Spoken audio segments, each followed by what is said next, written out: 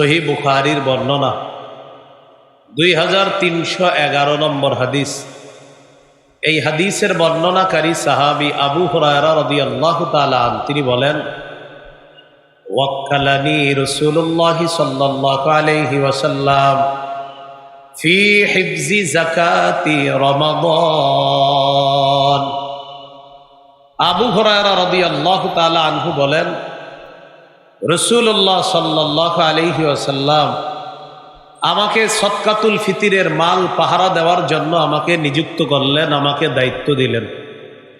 রমজান মাসের সদকাতুল ফিতর যেটা আমরা আদায় করি, এই সদকাতুল ফিতরের মাল যেখানে জমা করে রাখা হয়েছে, ওই গোডাউন পাহারা দেওয়ার জন্য রাসূলুল্লাহ সাল্লাল্লাহু আলাইহি সাল্লাম তার সাহাবী আবু হুরায়রা রাদিয়াল্লাহু তাআলা আনহুকে দায়িত্ব দিলেন। তো তিনি বলেন, আমি পাহারা দেই।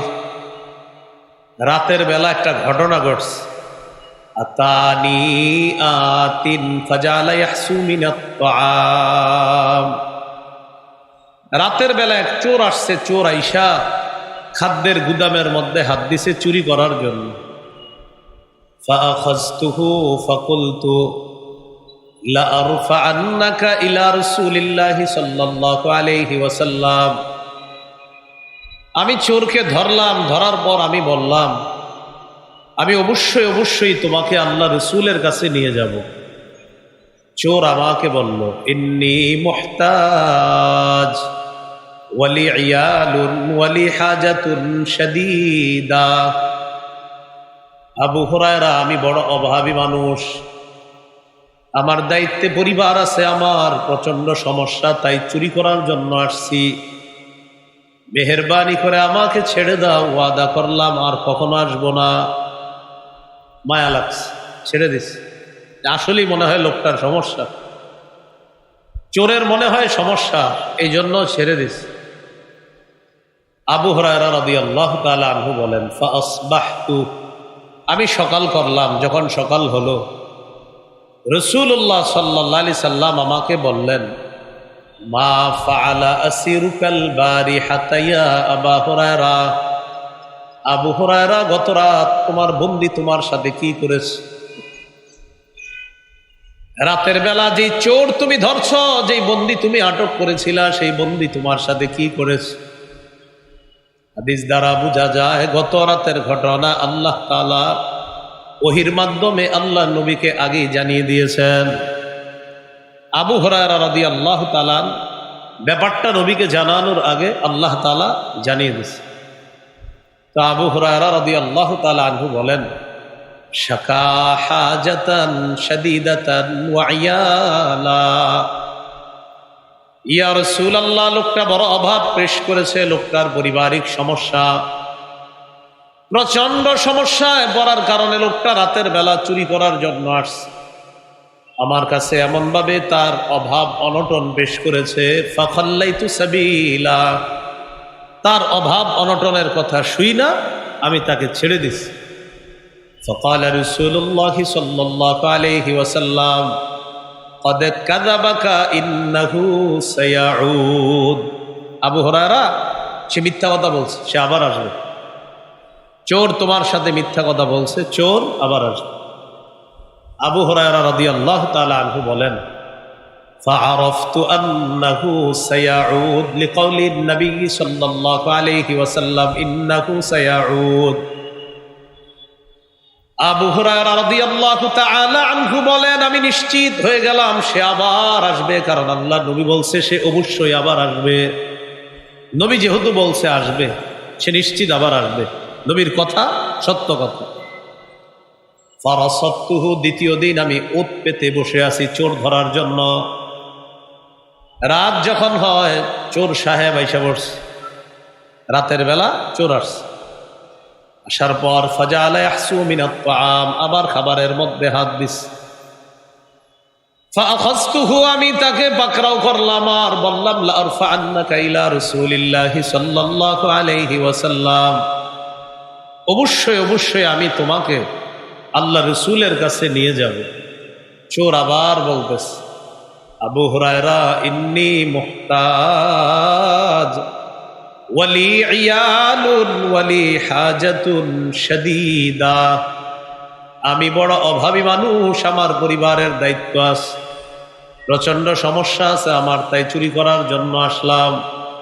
আজকের মতো আমাকে ছেড়ে দাও, ওয়াদা করলাম আর কখনো আসবো না। দ্বিতীয় দিনও মায়া লাগছে, ছেড়ে দিস। পরের দিন রাসূল সাল্লাল্লাহু আলাইহি সাল্লাম বললেন, মা ফাআলা আসিরুকাল বারিহাতা ইয়া আবা হুরায়রা, আবু হুরায়রা তোমার বন্দী গত রাতে কি করেছে বলো তো? গতকালও চোর আসছে, কি কি আচরণ করছে বলো। তো আবু হুরায়রা রাদিয়াল্লাহু তাআলা আনহু বললেন, হুজুর গত রাতে আসছে, আসার পর গত রাতেও আমার কাছে অভাব অনটন পেশ করছে, তার প্রচন্ড সমস্যা, আমি তার এই সমস্যার কথা শুই না, আমি তাকে ছেড়ে দিছি। রাসূলুল্লাহ সাল্লাল্লাহু আলাইহি সাল্লাম বলেন, ক্বাদ কাযাবাকা ইন্নাহু সায়াউদ, সে মিথ্যা কথা বলছে, সে আবার আসবে। আবু হুরায়রা রাদিয়াল্লাহু তাআলা আনহু বলেন, আমি নিশ্চিত হয়ে গেলাম সে আবার আসবে। তৃতীয় রাত আমি অপেক্ষায় থাকলাম,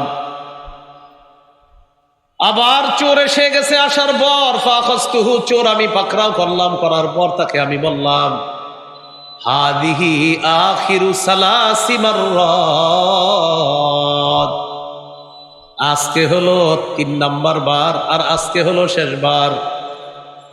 গত 2 দিন তুমি আমাকে এটা সেটা বলে আমার কাছ থেকে তুমি পার পেয়ে গিয়েছ, আজকে হলো শেষবার, এই নিয়ে মোট 3 বার তুমি আসলা, আজকে আর ছাড়াছাড়ি নাই। লা আরফাআন্নাকা ইলা রাসূলিল্লাহি সাল্লাল্লাহু আলাইহি ওয়াসাল্লাম, আমি অবশ্যই তোমাকে আল্লাহর নবীর কাছে পেশ করব, এবার কোনো অজুহাতে কাজ হবে না। চোর বুঝতে পারলো আজকে কোনোভাবেই আবু হুরায়রা থেকে মুক্তি পাওয়া সম্ভব না। চোর আবু হুরায়রাকে বলল, তুমি আমাকে ছেড়ে দাও, দানি উআল্লিমকা কালিমাত, আমাকে তুমি ছেড়ে দাও, আমি তোমাকে কিছু ভালো ভালো বিদ্যা শিখাইয়া দেই। চোরে বলল, আমাকে ছেড়ে দাও, আমি তোমাকে কিছু ভালো বিদ্যা শিখাইয়া দেই, ভালো কিছু কথা শিখাইয়া দেই, তোমার কাজে লাগবে। হাদিসে আসছে সাহাবায়ে কেরাম জ্ঞানের প্রতি ছিলেন খুব আগ্রহী, তারা এলেমের জন্য খুব আগ্রহী ছিলেন, এলেমের প্রতি তাদের অনেক আগ্রহ ছিল। আবু হুরায়রা রাদিয়াল্লাহু তাআলা আন যখন শুনলেন বিদ্যা শিখাবে, তখন তিনি বললেন, ঠিক আছে, কি বিদ্যা?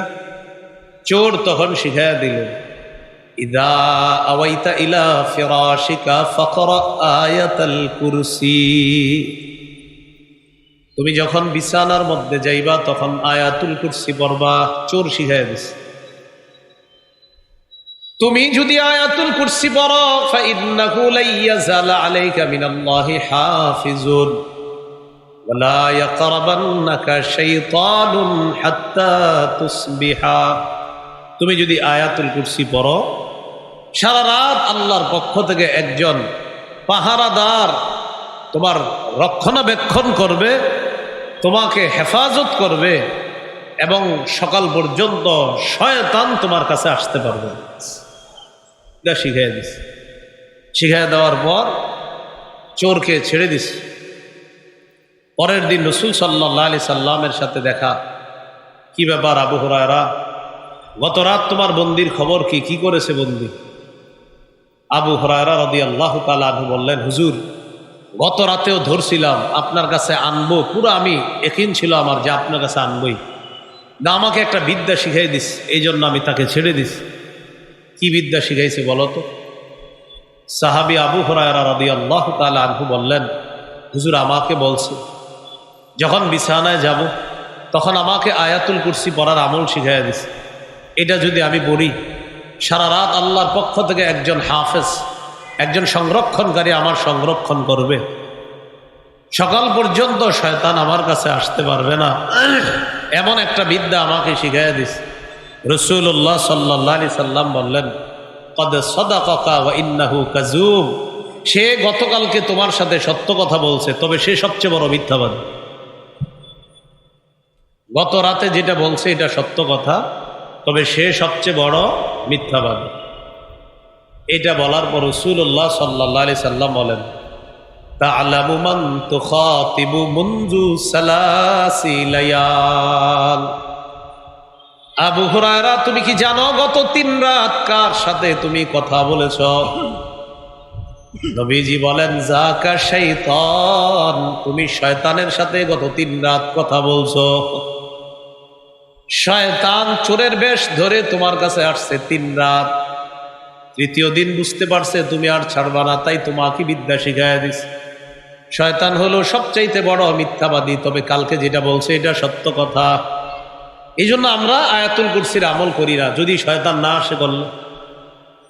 শয়তান বিদ্যা শিখিয়ে দিছে, তুমি আয়াতুল কুরসি বললে আমি আসবো না। এই জন্য অনেকে টেনশন করে পড়লে যদি শয়তান না আসে। আর শয়তান না আসলে তো আমি টেলিভিশন দেখতে পারবো না, ঘরে যত গুনাহ আছে এগুলা করা সম্ভব হবে না। এই জন্য কত নাটক সিনেমা দেখতে হয়। তো এইখানে শয়তান না আসলে কি হবে?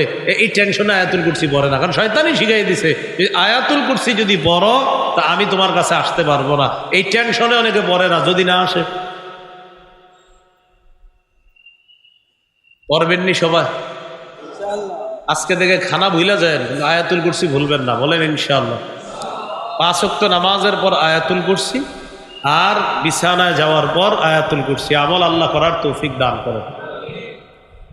আল্লাহ তাআলা বলেন, আল্লাহু লা ইলাহা ইল্লাহু।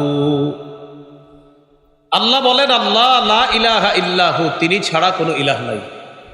আমার সাথে একটু বলেন, লা ইলাহা ইল্লাহু। বলেন, তিনি ছাড়া কোনো ইলাহ নাই। এই বাক্যটি তাওহীদের বাক্য। বলেন তো, আল্লাহু লা ইলাহা ইল্লাহু, এই লা ইলাহা ইল্লাহু এটা কিসের বাক্য? তাওহীদের মৌলিক 4টি শর্ত আছে। প্রিয় মুসলমান ভাইরা, তাওহীদের মৌলিক শর্ত কয়টি? 4টি। মন দিয়ে শুনেন, আশা করি মনে থাকবে। আমার সাথে একটু বলেন, বলেন, তিনি ছাড়া কোনো ইলাহ নাই। এই বিশ্বাস নিয়ে মৃত্যুবরণ করা, এটা হলো প্রথম শর্ত। তাওহীদের 1 নম্বর শর্ত, আল্লাহ ছাড়া কোনো ইলাহ নাই, এই বিশ্বাস নিয়ে মৃত্যুবরণ করা, এটা 1 নম্বর শর্ত। সহিহ বুখারীর বর্ণনা 26 নম্বর হাদিস। عن عثمان رضي الله تعالى عنه قال قال رسول الله صلى الله عليه وسلم من مات وهو يعلم أنه لا إله إلا الله دخل الجنة। নবীজি বলেন, কোন ব্যক্তি যদি এমন অবস্থায় মারা যায় সে বিশ্বাস করে আল্লাহ ছাড়া কোনো ইলাহ নাই, কোন ব্যক্তি যদি মারা যায় এমন অবস্থায় যার বিশ্বাস হলো আল্লাহ ছাড়া কোনো ইলাহ নাই, দাখালাল জান্নাহ, আমি নবী বলে দিলাম সে জান্নাতে প্রবেশ করবে। এটা 1 নম্বর শর্ত। তাহলে আল্লাহ ছাড়া কোনো ইলাহ নাই বিশ্বাস নিয়ে মরতে হবে, শিরিকের গন্ধ থাকা যাবে না। সহিহ বুখারীর বর্ণনা 1237 নম্বর হাদিস। জিবরিল আমিন রাসূল সাল্লাল্লাহু আলাইহি সাল্লামের কাছে আসছে, আসার পর বললেন, বাশশির উম্মাতাকা আন্নাহু মান মাতা মিন উম্মাতিকা লা ইউশরিকু বিল্লাহি শাইআ দাখালাল জান্নাহ। জিবরিল আমিন বলে, ইয়া রাসূলুল্লাহ, আপনি আপনার উম্মতকে সুসংবাদ জানায়া দেন, আপনার কোন উম্মত যদি এমন অবস্থায় মারা যায় যে আল্লাহর সাথে শিরিক করে না, তাকে সুসংবাদ দিয়ে দেন সে জান্নাতে প্রবেশ করবে। নবীজি বলেন, 3টি গুণ যদি কারো মধ্যে থাকে, অন্তরের মধ্যে সে ঈমানের স্বাদ গ্রহণ করতে পারবে। 1 নম্বর, আইয়াকুন আল্লাহু ওয়া রাসূলুহু আহাব্বা ইলাইহি মিম্মা সিওয়াহুমা। আল্লাহ, আল্লাহ রসুল ছাড়া যা আছে সবকিছুর চাইতে আল্লাহকে আর তার রসুলকে বেশি ভালোবাসা। 2 নম্বর গুণ, ওয়া আইয়ুহিব্বাল মারআ লা ইউহিব্বুহু ইল্লা লিল্লাহ। কোন মুসলমানকে শুধু আল্লাহর জন্য ভালোবাসা, কোনো স্বার্থের কারণে ভালো না বাসা। 3 নম্বর, ওয়া আইয়াকরাহা আইয়াউদা ফিল কুফরি কামা ইয়াকরাহু আইয়ুকযাফা ফিন্নার। আগুনে পুড়ে যাওয়া যেমন অপছন্দ করে, কুফরিতে যাওয়াটাও সে তেমন অপছন্দ করে। আপনাকে 10 কোটি টাকা অফার করা হলো, তুমি আগুনে পুড়ে মারা যাও, তোমাকে 10 কোটি টাকা দেওয়া হবে। আপনি বললেন, ধর্মিয়া আগুনে পুড়ে মারা গেলে 10 কোটি টাকা দিয়ে আমি করবো কি? আপনাকে অফার করা হলো 10 কোটি টাকা দেওয়া হবে তোমাকে, তুমি কুফরি করো, নাউজুবিল্লাহ পড়েন। আপনার জবাব হতে হবে, 10 কোটি টাকা দিলে যেমন আমি আগুনে পুড়তে আমি রাজি না, 10 কোটি টাকা দিয়ে আমি কুফরি করতেও রাজি না, কারণ দুনিয়ার আগুনে পুড়তে রাজি না, আর কুফরি করে জাহান্নামের আগুনে পুড়তেও রাজি না। এই হলো আপনার অপছন্দ করতে হবে, যে আমি আগুনে পুড়ে যাওয়া এটা অপছন্দ আমার, তাই কুফরি করা এটাও আমার তেমন অপছন্দ যেমন আগুনে পুড়ে যাওয়া আমার অপছন্দ। এই 3 গুণ যদি কারো মধ্যে থাকে, রাসূলুল্লাহ সাল্লাল্লাহু আলাইহি সাল্লাম বলেন ওয়াজাদা হালাওয়াতাল ঈমান, সে ঈমানের মিষ্টতা, ঈমানের স্বাদ আস্বাদন করতে পারবে। কয় গুণ? 3 গুণ। এর মধ্যে 1 নম্বর, আল্লাহ আল্লাহ রাসূলকে বেশি ভালোবাসে। তাওহীদের শর্ত কয়টা? আমি আস্তে ধীরে বলি, আপনারা খালি মন দিয়ে শোনেন। 1 নম্বর, আল্লাহ ছাড়া কোনো ইলাহ নাই এই বিশ্বাস নিয়ে মৃত্যুবরণ করা। 2 নম্বর, আল্লাহ ছাড়া কোনো ইলাহ নাই এই কথায় সামান্য সন্দেহ করা যাবে না। 3 নম্বর, আল্লাহ ছাড়া কোনো ইলাহ নাই মুখে বলার পাশাপাশি অন্তরেও বিশ্বাস করা। মুখে একটা, অন্তরে আরেকটা, তাওহীদের শর্ত পূরণ হবে না। 4 নাম্বার, আল্লাহকে সবচেয়ে বেশি ভালোবাসা। এই 4 শর্ত পূরণ করে আল্লাহর একত্ববাদ স্বীকার করে আপনি যান, ইনশাল্লাহ একদিন জান্নাতে প্রবেশ করবেন। এই হলো আল্লাহু লা ইলাহা ইল্লাহু। এরপর আল্লাহ বলেন আল হাইয়ুল কাইয়্যুম। আল হাইয়্যু তিনি চিরঞ্জীব, আল কাইয়্যুম তিনি চির প্রতিষ্ঠিত। আল্লাহ তাআলা তাকে কোনো মৃত্যু স্পর্শ করবে না, আল্লাহ চিরঞ্জীব, হাইয়ুন। সূরা আর রহমানের 26-27 নম্বর আয়াতে আল্লাহ বলেন কুল্লু মান আলাইহা ফানি ওয়া ইয়াবকা ওয়াজহু রাব্বিকা যুল জালালি ওয়াল ইকরাম। যা কিছু আছে এই পৃথিবীতে সব ধ্বংস হয়ে যাবে, আপনার মহামহিম সম্মানের রব একমাত্র বাকি থাকবে, আর সব ধ্বংস হয়ে যাবে। আল্লাহ তাআলা বলেন কুল্লু নাফসিন যায়িকাতুল মাউত, প্রত্যেকটা নফস মৃত্যুর স্বাদ গ্রহণ করবে, সবাই মৃত্যুবরণ করবে। আমাদের নবীকে আল্লাহ বলেন ইন্নাকা মাইয়িতু ওয়া ইন্নাহুম মাইয়িতুন, নবী নিশ্চয় আপনি মৃত্যুবরণ করবেন, তারাও মৃত্যুবরণ করবে। একমাত্র একজনকে মৃত্যু স্পর্শ করে না, তিনি হলেন হাই, তিনি হলেন আল্লাহ, তিনি চিরঞ্জীব, তাকে মৃত্যু স্পর্শ করে না। এরপর আল্লাহ বলেন আল কাইয়্যুম, তিনি চির প্রতিষ্ঠিত। এই মাদ্রাসাটা প্রতিষ্ঠিত কিন্তু চির প্রতিষ্ঠিত না। এই এলাকার অমুক জায়গাটা, অমুক স্থাপনাটা প্রতিষ্ঠিত হয়েছে অমুক সালে, কিন্তু চির প্রতিষ্ঠিত না। এই আসমান প্রতিষ্ঠিত আছে আল্লাহর হুকুমে, চির প্রতিষ্ঠিত না। এই জমিন এইভাবে আছে আল্লাহর হুকুমে, তবে চিরস্থায়ী না, শুধু আল্লাহর হুকুম আছে তাই আছে। চির প্রতিষ্ঠিত একমাত্র একজনকে, তিনি কাইয়্যুম। 21 পারা 6 নম্বর পৃষ্ঠা সূরা রুমের 26 নম্বর আয়াতে আল্লাহ বলেন ওয়া মিন আয়াতিহি আন তাকুমাস সামাউ ওয়াল আরদু বিআমরি। আল্লাহ তাআলা বলেন, আল্লাহ নিদর্শনাবলীর মধ্যে এটা একটা নিদর্শন, আসমান আল্লাহর হুকুমে দাঁড়িয়ে আছে, জমিন আল্লাহর হুকুমে এইভাবে আছে। আসমানের দিকে তাকাই, তাকানোর পর দেখি কোনো খুঁটি নাই, খুঁটি ছাড়া আসমান। আল্লাহ তাআলা বলেন ওয়াজআলনাস সামাআ সাকফাম মাহফুজা, আমি আসমানকে তোমাদের জন্য সুরক্ষিত ছাদ বানায়া দিছি। জমিন ভাসমান, এই জমিনের উপর আমরা আছি, নিচে পানি, আমাদের মাথায় আসে মাঝে মাঝে পানির উপরে আমরা আছি, তাহলে হেলে দুলে আমরা পড়ে যাচ্ছি না কেন? জমিন আমাদেরকে নিয়ে নড়াচড়া করে না কেন? নিচে তো পানি। আল্লাহ তাআলা বলেন ওয়াজআলনাল জিবালা আওতাদা, আমি জমিনের নড়াচড়া বন্ধ করেছি কিভাবে জানো? পাহাড়কে পেরেক বসায়া দিয়া, এই পাহাড় নামক পেরেক জমিনের উপর বসিয়ে দিয়ে জমিনের নড়াচড়া বন্ধ করে তোমাদের বসবাসের উপযোগী বানায় দিয়েছে। কিন্তু চিরপ্রতিষ্ঠিত না, ওটা চিরপ্রতিষ্ঠিত না। বিআমরি, আল্লাহর হুকুম যতদিন আসমান থাকবে, আল্লাহর হুকুম যতদিন জমিন থাকবে, কিন্তু সব ধ্বংস হয়ে যাবে একদিন। একমাত্র চির প্রতিষ্ঠিত একজন, তিনি কে? এটাই আল কাইয়্যুম। সামনে মুসলমান যারা আছেন, সাধারণ মুসলমান ভাইরা একটু বলবেন বেশি, ওলামায়ে কেরাম তো বিষয়গুলো জানেন, বলেন আমার সাথে, ইয়া হাইয়ুন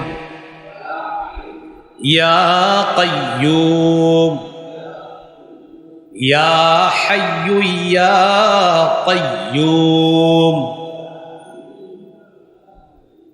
আপনাদের যাদের যত সমস্যা আছে, এই দুইটা নাম আল্লাহকে আগে বলবেন অনেকক্ষণ, আরবিতেই প্রথমে বললেন ইয়া হাইয়্যু ইয়া কাইয়্যুম, ইয়া হাইয়্যু ইয়া কাইয়্যুম, ইয়া হাইয়্যু ইয়া কাইয়্যুম, এইভাবে বলে বলে এরপরে বাংলায় বলবেন, ও চিরঞ্জীব রব আল্লাহ, ও চির প্রতিষ্ঠিত রব আল্লাহ, আপনার নবী বলছে এই দুই নাম নিয়ে দোয়া করলে আপনি দোয়া কবুল করেন।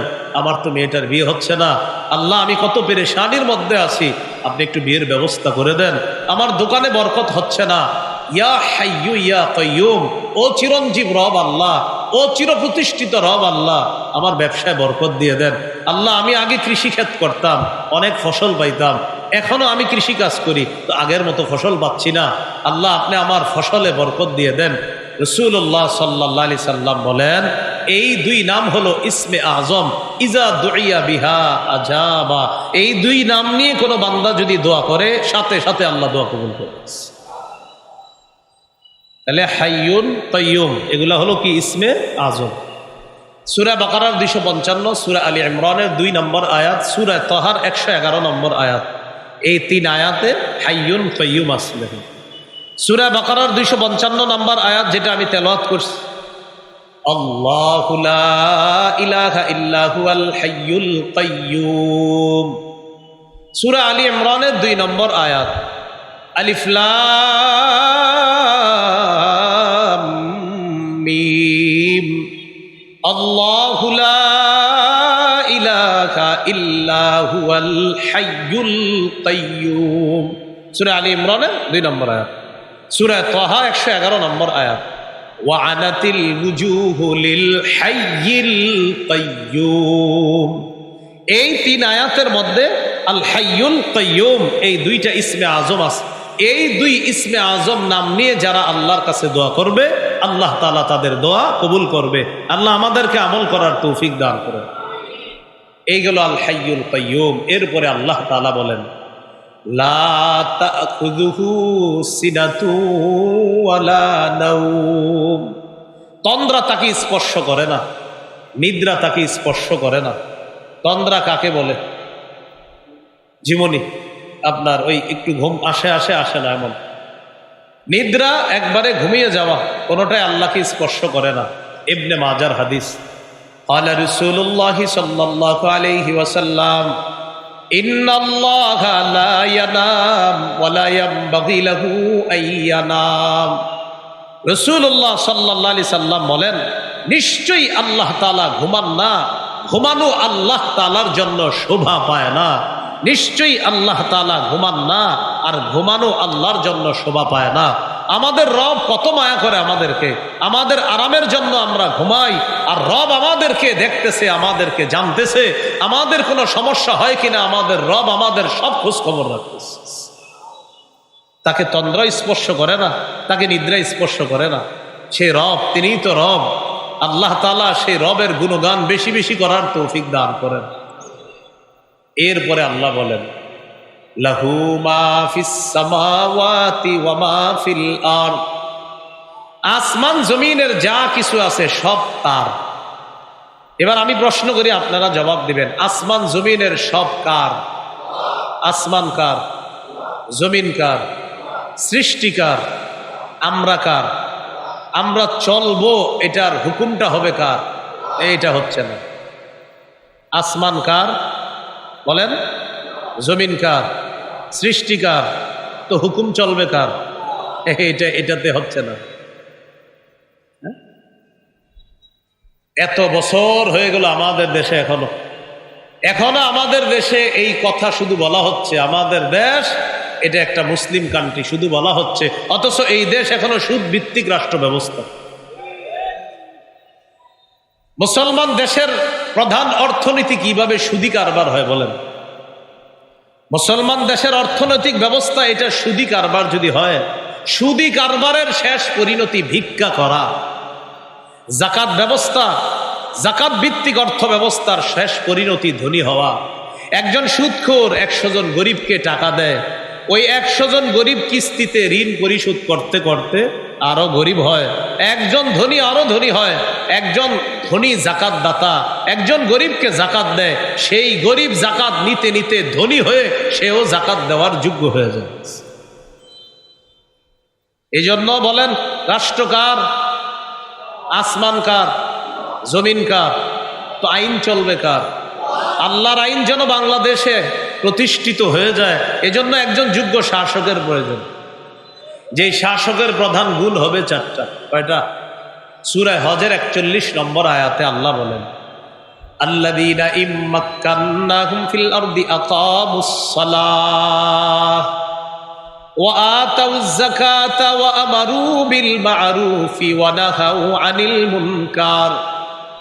আল্লাহ তাআলা বলেন, আমি যাদেরকে রাষ্ট্র ক্ষমতায় বসাই তাদের প্রধান কাজ হবে 4টা। বলেন, রাষ্ট্র শাসক যিনি হবেন প্রধান কাজ কয়টা? 1 নম্বর আকামুস সালাহ, নামাজ কায়েম করা। 2 নম্বর ওয়া আতাউয যাকাত, যাকাত আদায় করা। 3 নম্বর ওয়া আমারু বিল মা'রুফ, নেক কাজের আদেশ করা। 4 নম্বর ওয়া নাহাউ আনিল মুনকার, অসৎ কাজ থেকে নিষেধ করা। তাহলে ভাই সবাই একটু দিল থেকে বলবো, বলেন এই জমিন কার? আসমান কার? সৃষ্টি কার? হুকুম হবে কার? আলা লাহুল খালকু ওয়াল আমর। শোনো, সৃষ্টি তার, আইনও চলবে তার। ইনশাআল্লাহ আমাদের বাংলাদেশেও যেন সংসদ এমন হয় যে সেখানেও আইন চলবে আল্লাহ। এই জন্য আমাদেরকে একটা দোয়া করতে হবে প্রতিদিন। 2 রাকাত নামাজ পড়ে করবেন দোয়াটা। অতিরিক্ত 2 রাকাত নামাজ পড়ে বলবেন আল্লাহ। বলেন আল্লাহ। আপাতত প্রথম শুকরিয়া করছি আমাদের বর্তমান প্রধান একজন পুরুষ, আলহামদুলিল্লাহ। দ্বিতীয়ত, ভবিষ্যতে যেন আমাদের দেশের প্রধান কোনো নারী না হয়, এটা 2 নম্বরে দোয়া করবেন। রাসূলুল্লাহ সাল্লাল্লাহু আলাইহি সাল্লাম বলেন, লা ইউফলিহু কওমুন ওয়াল্লাউ আমরাহুম ইমরাআতান। সেই জাতি কিছুতেই সফল হবে না যেই জাতি তাদের নেতৃত্বে কোনো নারীকে বসায় দেয়, সেই জাতি কিছুতেই সফল হবে না।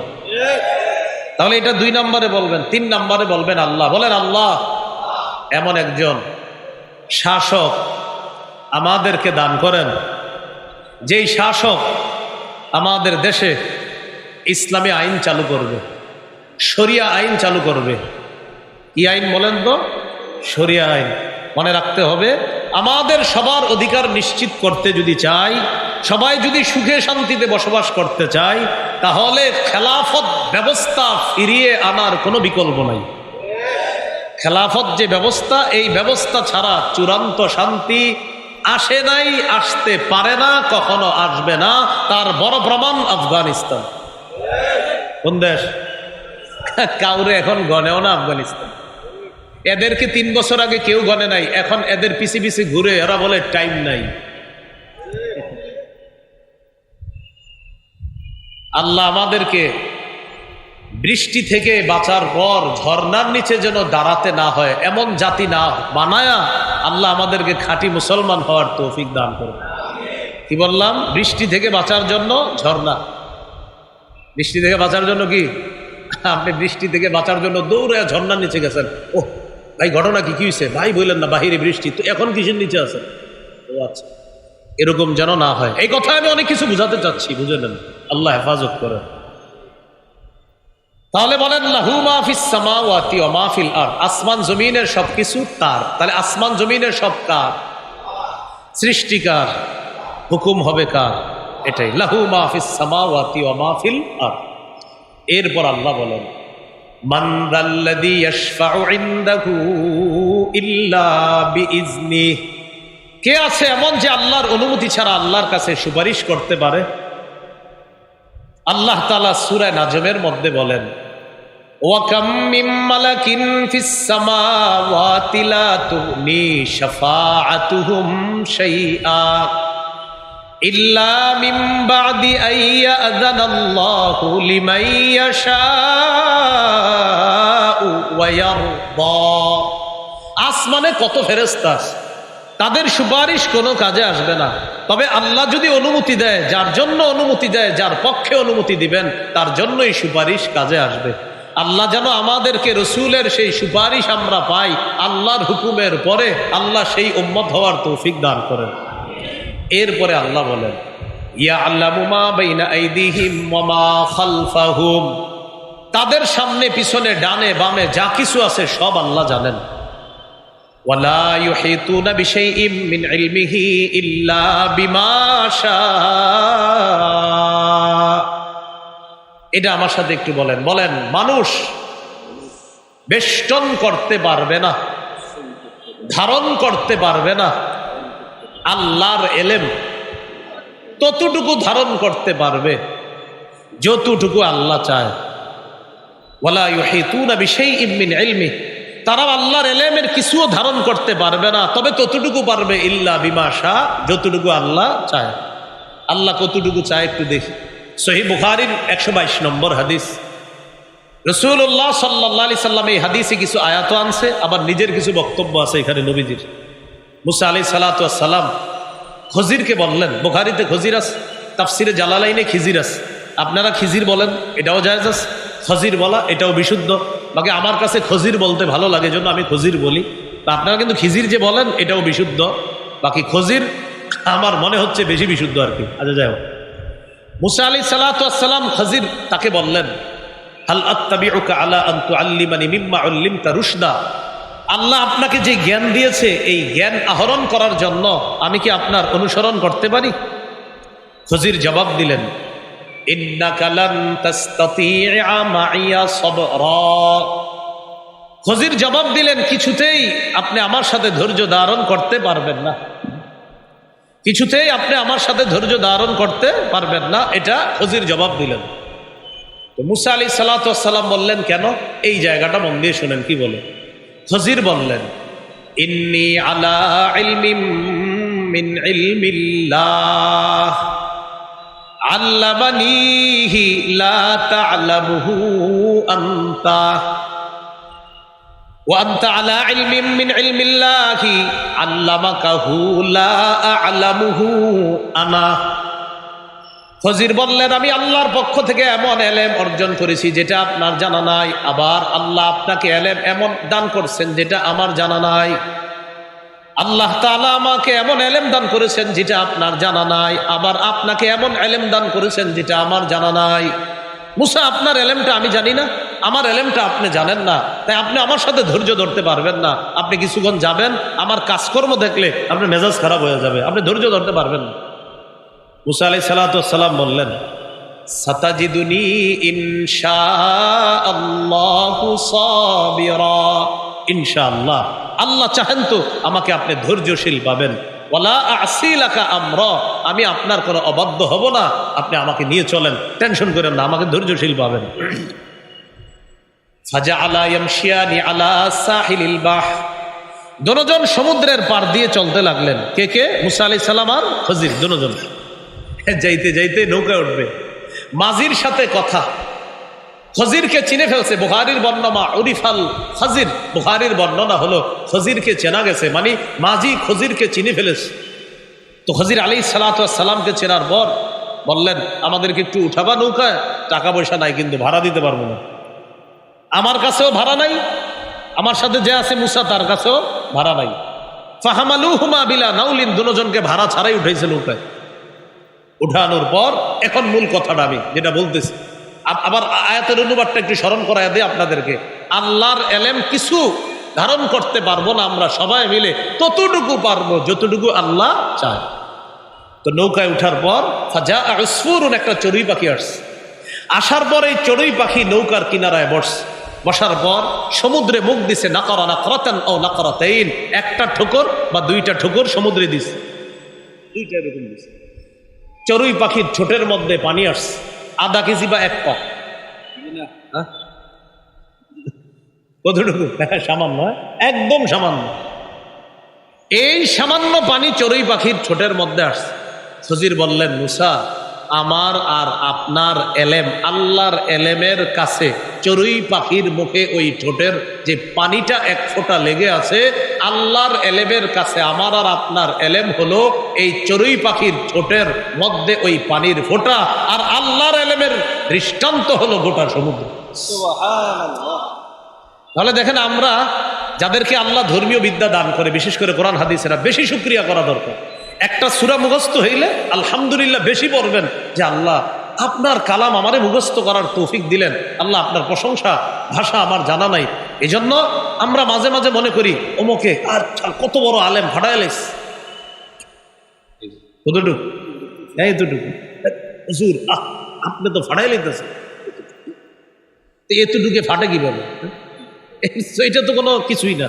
তাহলে এতটুকু নিয়ে আমাদের মাঝে মাঝে যে হালাত অবস্থা হয়, মনে হয় যে আমি তো আমি, আবার কি, কিন্তু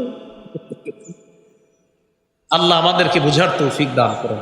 তাহলে কোরআন হাদিসের কিছু যখন জানবেন, শুকরিয়া আদায় করবেন বেশি। আলহামদুলিল্লাহ, আলহামদুলিল্লাহ, যে আল্লাহ আপনি আমারে 2-4টা কথা শিখাইছেন, আলহামদুলিল্লাহ।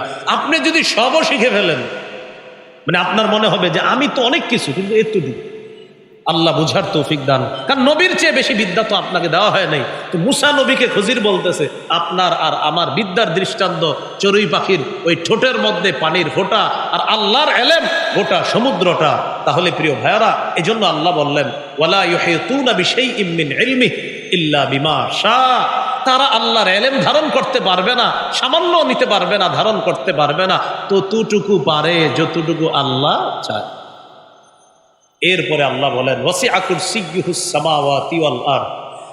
আল্লাহর কুরসিটা আসমান জমিন সব কিছু বেষ্টন করে আছে। এখানে আকীদার কিছু মাসালা আছে, তো যাই হোক। ওয়ালা ইয়াউদুহু হিফযুহুমা। আসমান জমিন সংরক্ষণে আল্লাহর ব্যাগ পেতে হয় না, কোনো কষ্ট হয় না। যেমন হুজুরে আসছে এখানে সফর করে, যদি জিজ্ঞাসা করি কষ্ট হয়েছে না আপনার, তো বলবে হ্যাঁ অমুক জায়গায় একটু জ্যামে ছিলাম, মানে কষ্ট হয়েছে, এটা সত্যি।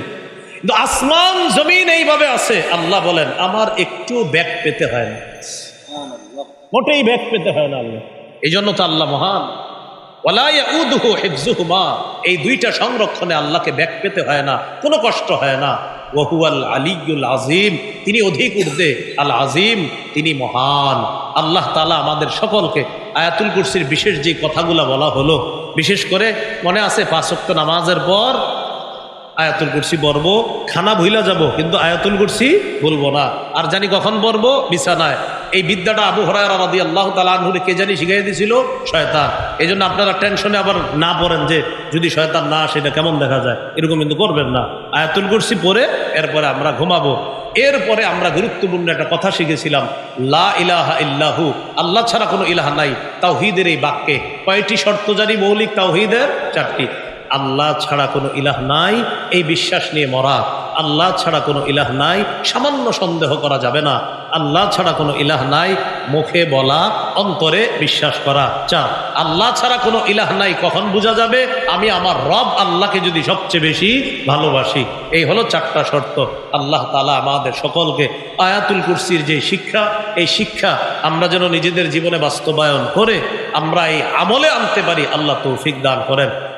পুলসিরাত, জান্নাতের দিকে এক ধাপ।